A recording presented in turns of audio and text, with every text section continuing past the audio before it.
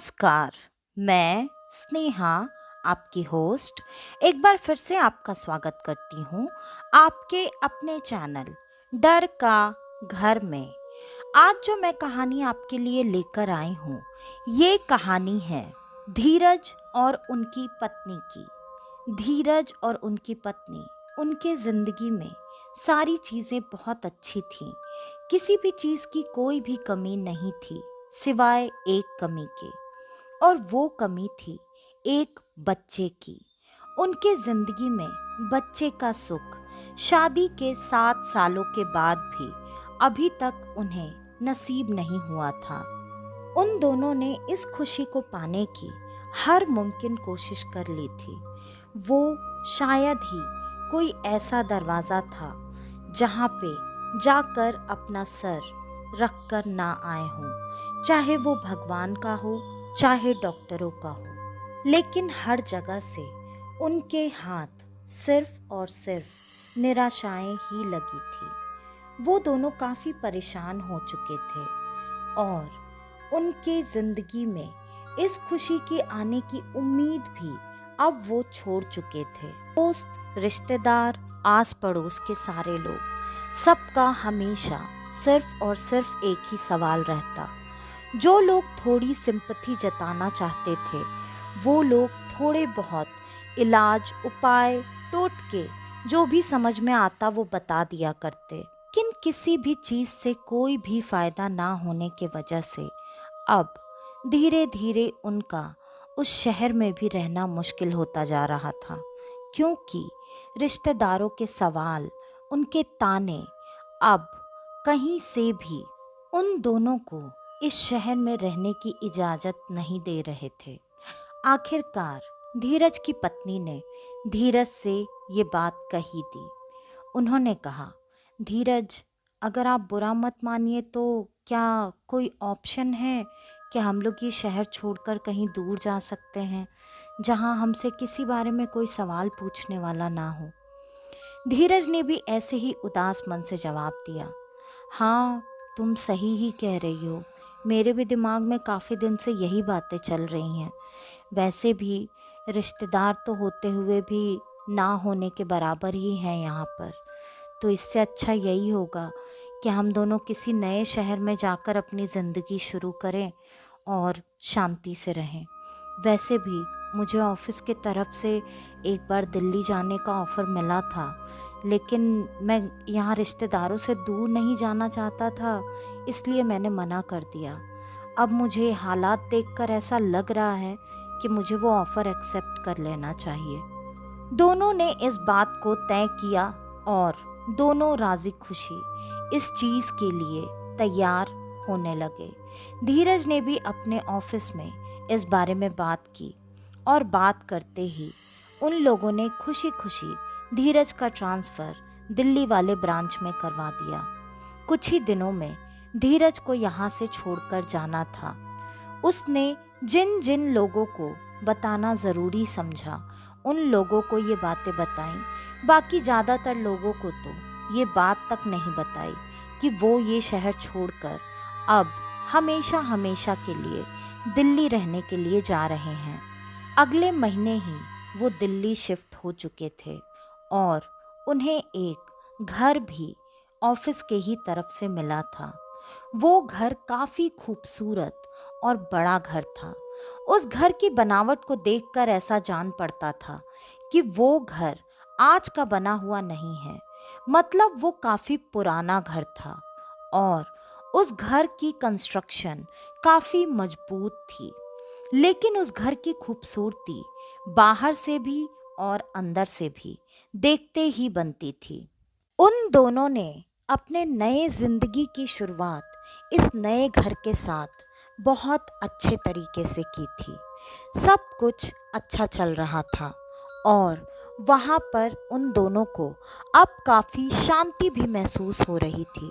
दोनों अपनी ज़िंदगी में धीरे धीरे उसी तरह से वापस लौट कर नॉर्मल हो चुके थे जैसा कि उन्हें होना था। लेकिन 3 महीने बीतने के बाद अचानक से धीरज की पत्नी की तबीयत खराब हो गई और उसकी तबीयत बिगड़ने के वजह से उसे हॉस्पिटल ले गया और वहाँ पर उन्हें ये खुशखबरी पता चली कि वो अब प्रेग्नेंट है। ये न्यूज़ सुनते ही दोनों पति पत्नी के खुशी का ठिकाना ही नहीं रहा। उन दोनों की जिंदगी में ऐसा लग रहा था जैसे उन्हें वो चीज़ मिल गई हो जो कि वो सालों से पाना चाहते थे। और ये बात तो सच थी, उनकी ज़िंदगी में सिर्फ और सिर्फ यही एक कमी थी, और वो कमी भी आज इस एक बात के वजह से पूरी होने वाली थी। उनको उनकी पूरी दुनिया मिल चुकी थी, लेकिन ये बात एक बार को भी उनके दिमाग में नहीं आ रही थी कि अचानक ऐसा क्या हो गया। शहर बदलते ही तुरंत वो औरत जिसको पता नहीं कितने डॉक्टरों को दिखाया गया, भगवान के मंदिर में जाकर सर रखा गया, लेकिन कभी भी ये खुशखबरी उनके नसीब में आने ही वाली नहीं थी, ऐसा कहा जाता था। तो आज अचानक ऐसा क्या हुआ, क्या बदल गया उनकी ज़िंदगी में, जिसके वजह से अचानक ये खुशी आ गई थी। धीरज ने ये खबर सुनते ही डॉक्टर्स को दोबारा से ये बात कंफर्म करने के लिए कही, और उस वक्त उसके आंखों में आंसू थे। वो आंसू खुशी के थे। वो ये बात कह रहा था, आप प्लीज़ एक बार दोबारा चेक कीजिए ना, कहीं ये बात गलत तो नहीं, क्योंकि आपको मैं बता नहीं सकता ये बात सुनकर हम कितने खुश हैं, लेकिन इस चीज़ के लिए हमने कितने सालों तक कितनी कोशिश की, लेकिन फिर भी आज हमें ये खुशी मिली है। डॉक्टर ने मुस्कुराते हुए धीरज से ये कहा, हाँ ये बात बिल्कुल सच है। ऐसा कई बार होता है कि किसी भी इंसान के मेडिकल टर्म्स में चेंजेस आ जाते हैं जगह और एटमॉस्फेयर बदलने से। क्या पता आपकी पत्नी के साथ भी ऐसा ही कुछ हुआ हो। इसलिए अब तो आप जाइए और जाकर मिठाइयाँ बांटिए, और जाकर जिनको भी ये खुशखबरी देना चाहते हैं उनको ये खुशखबरी दीजिए। धीरज और उसकी पत्नी ने ये तय किया कि अभी वो ये बात किसी को भी नहीं बताएंगे। वैसे भी प्रेगनेंसी में कहा जाता है शुरू के 3 से 5 महीने काफ़ी कॉम्प्लिकेटेड होते हैं, इस वजह से ये बात छुपानी ही चाहिए, और ऐसा ही इन दोनों ने भी किया। हाँ, लेकिन उसके बाद से धीरज ने अपनी पत्नी का ख्याल रखना, उनका केयर करना, उनके साथ ज़्यादा से ज़्यादा वक्त बिताना शुरू कर दिया था। वो जितना ज़्यादा हो सकता था अपनी पत्नी के खाने पीने का, उठने बैठने का, दवाइयों का पूरी तरह से ख्याल रख रहा था। लेकिन जैसे जैसे प्रेगनेंसी के दिन बीतते जा रहे थे, उसकी पत्नी स्वभाव से काफ़ी अलग होती चली जा रही थी। वो जिस तरीके से हर बात पर चिढ़ती थी, गुस्साती थी और अजीब तरीके से व्यवहार किया करती थी, ये बात थोड़ी सी अजीब थी। लेकिन इस बात के बारे में डॉक्टर से भी पूछने पर उन्होंने यही बताकर समझा दिया कि ऐसा अक्सर होता है, और ये हार्मोनल चेंजेस के वजह से मूड स्विंग्स होना, लड़ना झगड़ना, गुस्सा होना, चिड़चिड़ करना या फिर किसी भी चीज़ को लेकर ज़िद करना, ये बहुत आम है। तो आप इन चीज़ों में परेशान बिल्कुल मत होइए। और इन्हीं चीज़ों को सोचते हुए धीरज ने भी नॉर्मल तरीके से इन चीज़ों को लेना शुरू कर दिया। अभी धीरज की पत्नी का सिर्फ 5वां महीना ही चल रहा था। अचानक से एक दिन उसकी तबीयत बहुत ज़्यादा बिगड़ गई। उसे पेट में अचानक से बहुत ज़्यादा दर्द होने लगा, और ऐसी हालत में धीरज तुरंत अपनी पत्नी को लेकर अस्पताल भागा। वहाँ पर डॉक्टर्स ने जब चेक किया तो थोड़ी देर तक वो बार बार उसकी रिपोर्ट्स को गौर से देख रहे थे। उन्हें काफ़ी सारी चीज़ें समझ में आ ही नहीं रही थी, और धीरज बाहर बैठा हुआ इंतज़ार कर रहा था। थोड़ी देर के बाद धीरज को अंदर बुलाया गया, और धीरज को बुलाकर डॉक्टर्स ने ये कहा, आपकी वाइफ के साथ सब कुछ ठीक तो है, लेकिन कुछ तो ऐसी चीज़ है जो हमें समझ में नहीं आ रही है। वैसे भी जैसे इनका बेबी सिर्फ 5 महीने का होना चाहिए, लेकिन उसकी ग्रोथ काफ़ी फास्ट है। और तो और उसका शेप भी काफ़ी अजीब सा समझ में आ रहा है। हम कल एक दो और टेस्ट करेंगे, और जहाँ तक हमें समझ में आ रहा है, अगर जिस हिसाब से आपके बच्चे का वेट बढ़ रहा है, अगर ऐसे ही बच्चे का वेट बढ़ता रहा तो आपकी पत्नी शायद प्री मेच्योर बेबी को ही डिलीवर कर देंगी, क्योंकि ये बात बिल्कुल भी नॉर्मल नहीं है। हाँ, लेकिन घबराने की कोई बात नहीं है, बच्चा भी बिल्कुल हेल्दी है और आपकी वाइफ भी। और ये बात सुनकर धीरज को थोड़ा डर तो लगा, लेकिन डॉक्टर की लास्ट लाइन ने उसके डर को नॉर्मल कर दिया। अब वो दोनों घर वापस जा चुके थे, और आज रात ही जब दोनों सोए हुए थे, तब अचानक से रात में जब धीरज की आंख खुली तो उसने देखा उसकी पत्नी उसके बगल में नहीं है। वो उठकर अपनी पत्नी को इधर उधर ढूंढने लगा। काफ़ी ढूंढने के बाद भी जब उसकी पत्नी का कुछ भी पता नहीं चला, तब उसने घर से बाहर निकलकर अपनी पत्नी को ढूंढने का निश्चय किया। लेकिन ये क्या, वो जैसे ही घर के बाहर आया और उसने अपने गार्डन के बीच में देखा, कुछ अजीब सी आवाज़ आ रही थी। और उसकी वहाँ पे जब नज़र गई तो उसने देखा वहाँ झाड़ियाँ बहुत अजीब तरीके से हिलती हुई दिखाई दे रही थी। उसने तुरंत अपने मोबाइल का लाइट चालू किया और उसी रोशनी में आगे बढ़ने की कोशिश करने लगा। जैसे जैसे वो उन पेड़ों के नज़दीक पहुंच रहा था, वो देख रहा था वो पेड़ बहुत अजीब तरीके से हिल रहे थे, और वहाँ पर कुछ बहुत भयानक तरीके से चबा चबा कर खाने की आवाज़ें आ रही थीं। और तो और किसी जानवर के चिल्लाने की कोशिश करने की आवाज़ें भी थीं। ये बात उसे काफ़ी अजीब लगी। वो जब थोड़े नज़दीक पहुंचा और उसने लाइट उस तरफ की, तो वो नज़ारा देखकर उसके रोंगटे खड़े हो चुके थे। वहाँ उसकी पत्नी उन झाड़ियों के पीछे बैठी हुई थी। उसने एक हाथ से एक छोटे से कुत्ते के बच्चे को दबा रखा था, और दूसरे हाथ से नोच नोच कर शायद कुत्ते का ही मांस खा रही थी। उसके हाथ में, उसके कपड़े में, उसके चेहरे में हर जगह खून लगा हुआ था, और वो जिस तरीके से उस मांस को खा रही थी, वो दृश्य दिल को दहलाने के लिए काफ़ी था। उसने हाथों से उस जानवर को ज़मीन में दबोच रखा था। दूसरे हाथ से जो मांस का टुकड़ा पकड़ा हुआ था, वो उसमें बार बार जानवरों की तरह नीचे झुककर मुंह लगाती, दांतों से खींचकर उस मांस के टुकड़े को उस शरीर से अलग करती, और फिर जोर जोर की आवाज़ करते हुए उस मांस को चबाए जा रही थी। ये नज़ारा देखते ही तुरंत धीरज ने अपनी पत्नी पर चिल्लाते हुए कहा, ये तुम क्या कर रही हो? तुम्हारा दिमाग खराब हो गया है क्या? हटो यहाँ से।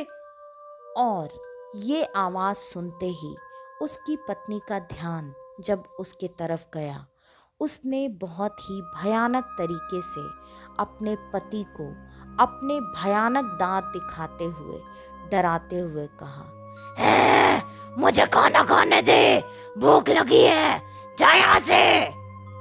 और इतना कहते ही वो जोर जोर से अपने दांतों को किटकिटाने लगी। ये नज़ारा देखकर, ये भयानक आवाज़ सुनकर, जो कि उसकी पत्नी की तो बिल्कुल नहीं थी, धीरज इतना डर चुका था कि वो पीछे अपने कदमों को करते हुए नीचे जोर से गिर गया, और उसे काफ़ी चोट भी आ गई।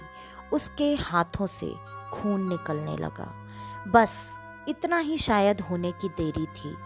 उसकी पत्नी उस जानवर के लाश को और उस अपने दूसरे हाथ में पकड़े हुए जानवर को छोड़कर तुरंत जानवरों की ही तरह दोनों हाथ और पैरों पर भागती हुई तेजी से अपने पति के नज़दीक आ गई, और उसके जिस हाथ से खून निकल रहा था, उस हाथ से निकलते हुए खून को जीभ से करके चाटने लगी। और तो और अब धीरे धीरे वो खून को चाटते चाटते अपने जीभ को इस तरीके से उसके हाथ में रगड़ती जा रही थी, और उसके जीभ का स्पर्श इतना ज़्यादा रुखरा महसूस हो रहा था जैसे वो कोई जानवर की जीभ हो। उसके वजह से धीरे धीरे धीरज के हाथों की चमड़ी उतर कर उसके पत्नी के मुंह में जाने लगी, और वो उसे भी बड़े मज़े लेकर खींच कर चबा चबा कर खाने लगी। अब धीरज इतना ज़्यादा डर चुका था कि वो वहाँ से भागते हुए तुरंत अंदर चला गया। घर के अंदर पहुंचकर उसने दरवाज़ा अंदर से बंद कर लिया, और अब ऐसे में वो क्या करता उसे कुछ भी समझ में नहीं आ रहा था। इसलिए उसने अपनी बड़ी बहन को तुरंत फ़ोन लगाया, और फ़ोन लगाते ही उसे शुरू से लेकर अभी तक की सारी बातें बता दी। ये सारी बातें सुनते ही धीरज की बहन को समझते देर नहीं लगी कि उसकी पत्नी सामान्य नहीं है, उसकी पत्नी पर किसी का साया ज़रूर है। उसकी बहन ने समझाते हुए कहा, भैया देखो, अब चाहे जो भी हो जाए तुम दरवाज़ा मत खोलना, मैं अभी के अभी यहाँ से निकल रही हूँ, और जितनी जल्दी हो सकता है वहाँ पे पहुँचूँगी, फिर देखते हैं हम क्या कर सकते हैं। और तुम्हारे जानने में कोई अगर पंडित जी हों तो उनके पास जाकर ये सारी बातें बताने की कोशिश करो।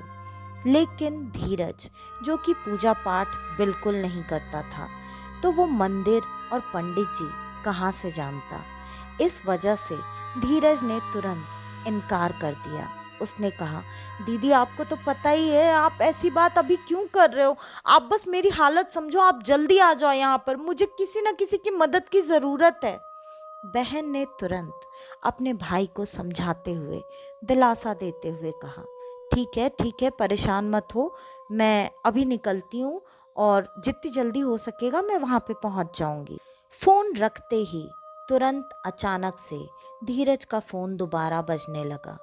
उसने फ़ोन हड़बड़ाकर उठाया। उसे लगा वापस से उसकी बहन ने ही फ़ोन किया होगा, और फ़ोन के दूसरी तरफ से आवाज़ आई, हेलो, धीरज जी बात कर रहे हैं क्या? धीरज ने कहा, हाँ मैं धीरज ही बोल रहा हूँ, आप कौन बोल रही हैं?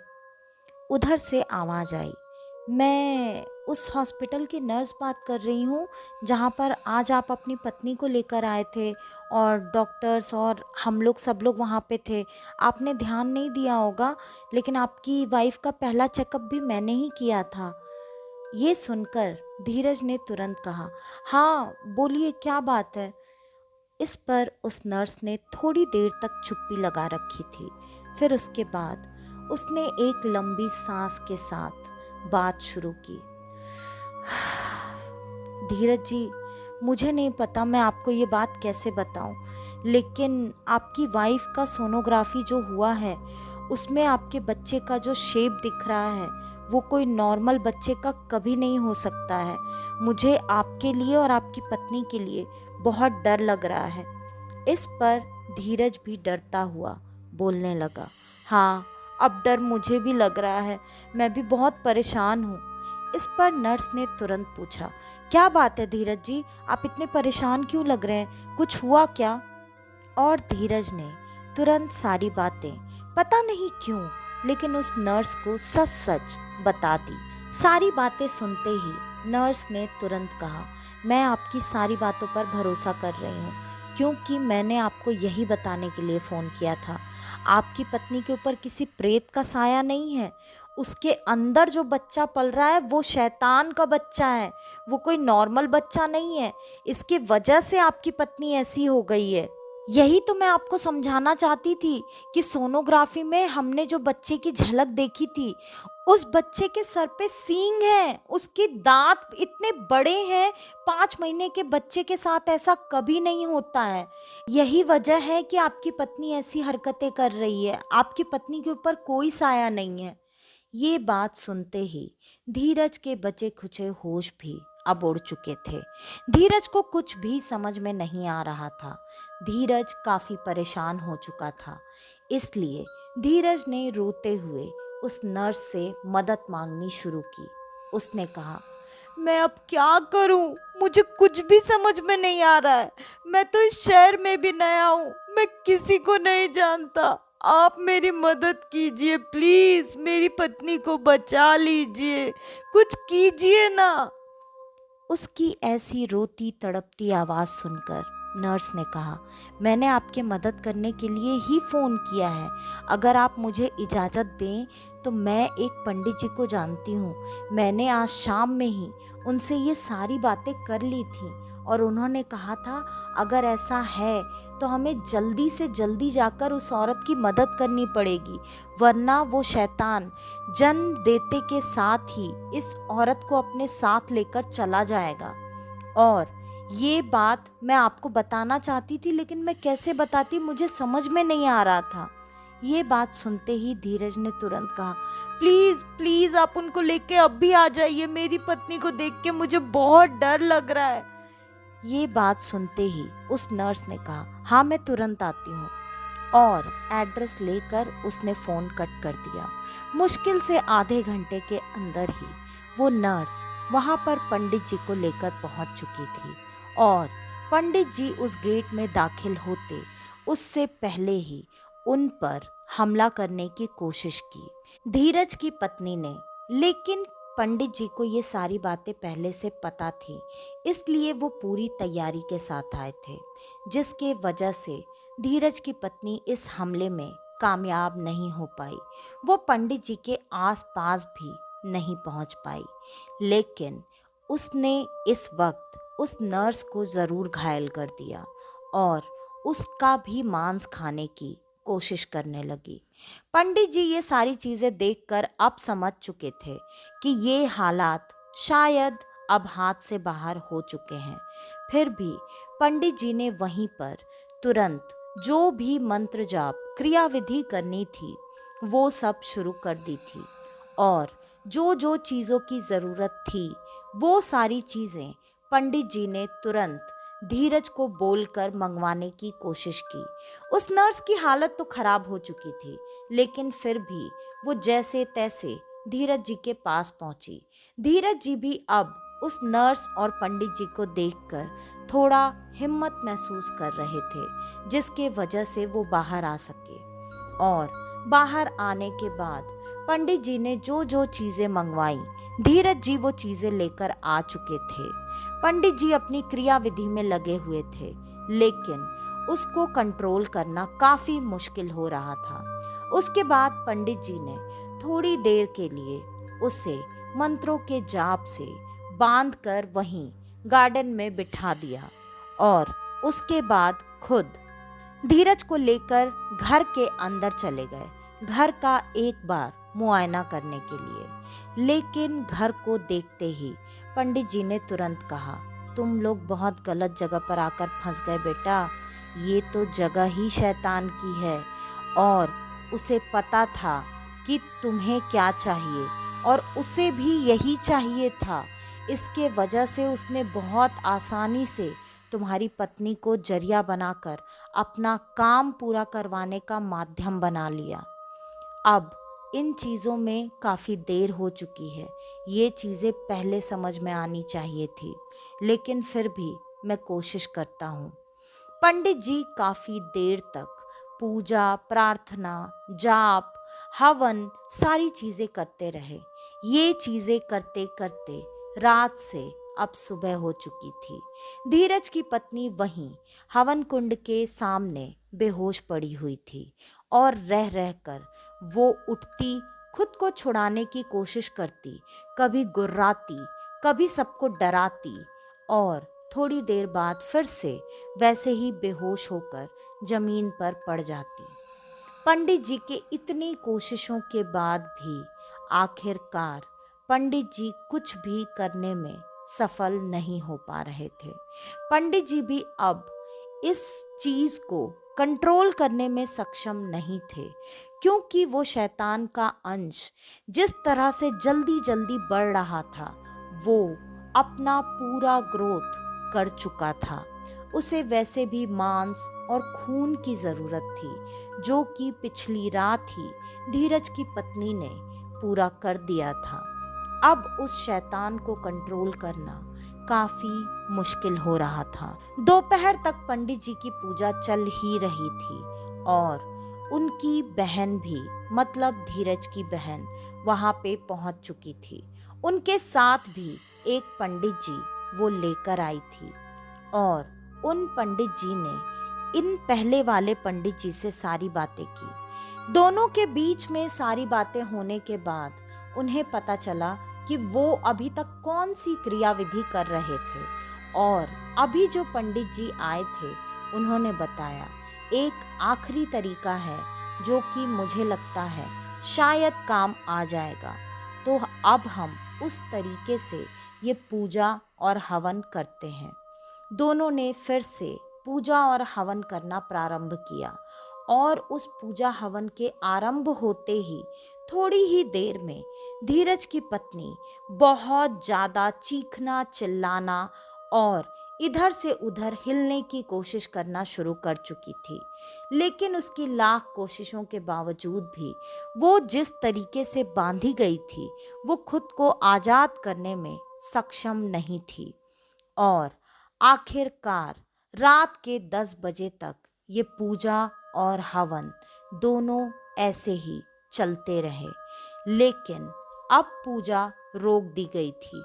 पूजा रोकने के बाद दोनों पंडित जी अपनी अपनी जगह से उठ चुके थे और दोनों ने मुंह लटकाकर धीरज और उसकी बहन को एक ही बात बताई कि अब किसी भी हालत में इस शैतान को रोका नहीं जा सकता है।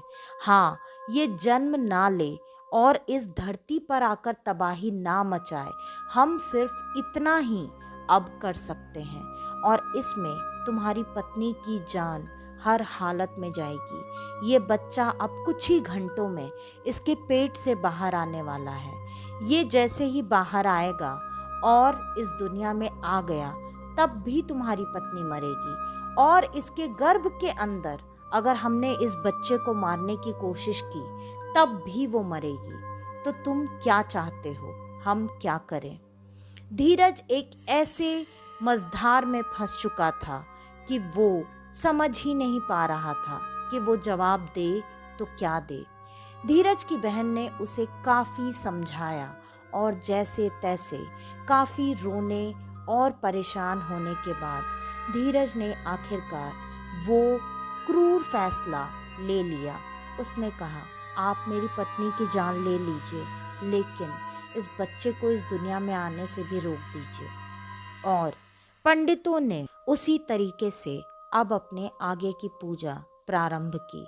वो पूजा प्रारंभ करते ही 2 घंटे तक वो पूजा चली होगी और उस पूजा के खत्म होते होते धीरे धीरे धीरज की पत्नी की आंखें बंद हो चुकी थीं और उसकी आंखें बंद होते ही धीरे धीरे उसका पूरा शरीर काला पड़ने लगा और उसका शरीर काला पड़ने के बाद अजीब तरीके से बदबू करने लगा, जैसे उसकी मृत्यु अभी नहीं, पता नहीं कितने समय पहले हुई होगी, जिससे कि उसकी लाश की इतनी बुरी हालत हो चुकी है, जिससे उसकी लाश इतनी ज़्यादा सड़ चुकी है। और अब पूजा समाप्त हो चुकी थी। पूजा के समाप्त होते ही दोनों पंडित जी वहाँ से उठ चुके थे और उन्होंने धीरज से कहा, यहाँ बागीचे में एक गड्ढा खुदवाओ और उस गड्ढे में हम लोग कुछ मंत्र जाप करके चीज़ें डालेंगे। तुम अपनी पत्नी की लाश को यहीं पर दफन करोगे और हमारे साथ अभी तुरंत इस घर को छोड़कर चलोगे और दोबारा इस घर में कभी भी कदम मत रखना। और यहाँ से अपनी पत्नी को दफन करके जाते वक्त भी चाहे जो भी हो जाए, पलट कर मत देखना। ये सारी बातें सुनने के बाद धीरज, जो कि अब अपनी पत्नी की मौत, उसकी लाश की वैसी हालत देखकर बेहाल हो चुका था, फिर भी उसने हाँ में अपना सर हिलाया। पंडित जी लोगों ने तुरंत वहां पर गड्ढा खुदवा दिया। थोड़ी ही देर में वो गड्ढा खोदकर धीरज, नर्स और उसकी बहन ने जैसे तैसे तैयार कर दिया था और ये काम हर हाल में 12 बजे रात के पहले करना था। थोड़ी ही देर में 12 बजने वाले थे। तुरंत उस लाश को उठाकर वहां उस गड्ढे में डाल दिया गया और पंडित जी ने उन सबको उस घर के गेट के बाहर जाकर खड़े होने का, दूसरी तरफ मुंह करके इंतजार करने को कहा। यहाँ पंडित जी ने पता नहीं क्या क्रिया की, लेकिन वो जमीन अब इस तरीके से ढक चुकी थी जैसे कि वहां कभी कोई गड्ढा बना ही नहीं था। और ये क्रिया करने के बाद पंडित जी लोग वहां से बाहर निकले और सब लोग एक साथ उस घर को छोड़कर आगे की तरफ बढ़ गए। किसी ने भी पलटकर दोबारा उस घर की तरफ कभी नहीं देखा। धीरज अब दिल्ली और अपनी नौकरी सब कुछ छोड़कर वापस अपने पुराने घर, पुराने शहर में जाकर अकेले ही अपनी जिंदगी अपनी पत्नी की यादों के साथ बिताने लगा। तो आज की ये कहानी यहीं पर ख़त्म होती है। आपको हमारी आज की ये कहानी कैसी लगी हमें कमेंट करके ज़रूर बताइएगा। और अगर आपको हमारी ये कहानियाँ पसंद आती हैं तो ज़्यादा से ज़्यादा हमारी इन कहानियों को शेयर करें ताकि मेरी थोड़ी सी मदद हो सके। और थैंक यू सो मच मेरे उन सारे दोस्तों को जो हमेशा अपना प्यार और सपोर्ट मेरे साथ बनाए रखते हैं। मेरे नए दोस्तों से भी मुझे यही उम्मीद है कि आप मेरे साथ अपना सपोर्ट हमेशा ऐसे ही बनाए रखेंगे, क्योंकि मुझे आप सबके प्यार की बहुत बहुत बहुत ज़्यादा ज़रूरत है। और अगर आप सबके पास भी आपकी ऐसी कोई कहानी है जो आप हम सबके साथ शेयर करना चाहते हैं तो डिस्क्रिप्शन में दिए गए ईमेल आईडी या इंस्टा आईडी पर आप हमें आपकी वो कहानी भेज सकते हैं। तो आज के लिए बस इतना ही। मैं स्नेहा, आपकी होस्ट, आज के लिए लेती हूँ अलविदा। वापस से आपसे मिलने आऊँगी और आप सबको लेकर जाऊँगी कुछ जाने अनजाने किस्से कहानियों के सफ़र पर, आपका अपना डर का घर में। तो तब तक के लिए नमस्कार।